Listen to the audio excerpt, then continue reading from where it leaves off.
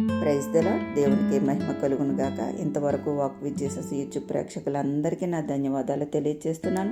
అలాగే మీ స్నేహితులకు, మీ కుటుంబ సభ్యులకు షేర్ చేసి సబ్స్క్రైబ్ చేసుకోండి.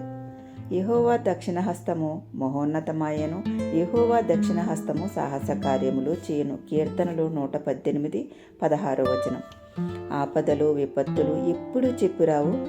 నీవు ఊహించని విధంగా నీ జీవితంలోనికి శ్రమలు ఉప్పెనలా విరుచుకుపడుతున్నాయా, ఎగసిపడుతున్నాయా, నిన్ను ప్రమాదంలోనికి నెట్టివేస్తున్నాయా?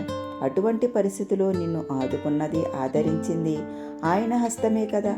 నీ శత్రువుల గుండెను అదిరింపచేసింది. నీవు కార్చిన కన్నీరు, ఏడ్చిన రాత్రులు, నిద్రపట్టని రోజులు, ఇక నా జీవితం అంతా అయిపోయింది అనే సమయంలో, దిక్కుతోచని స్థితిలో నీవు ఉన్నప్పుడు, నీవు అనాదిగా మిగిలిపోయినప్పుడు నీ జీవితానికి నీడనిచ్చి నిలబెట్టింది, బలపరిచింది ఆయన హస్తమే కదా. దేవుడు అందరినీ అమూల్యమైన వజ్రాలుగానే పుట్టించారు.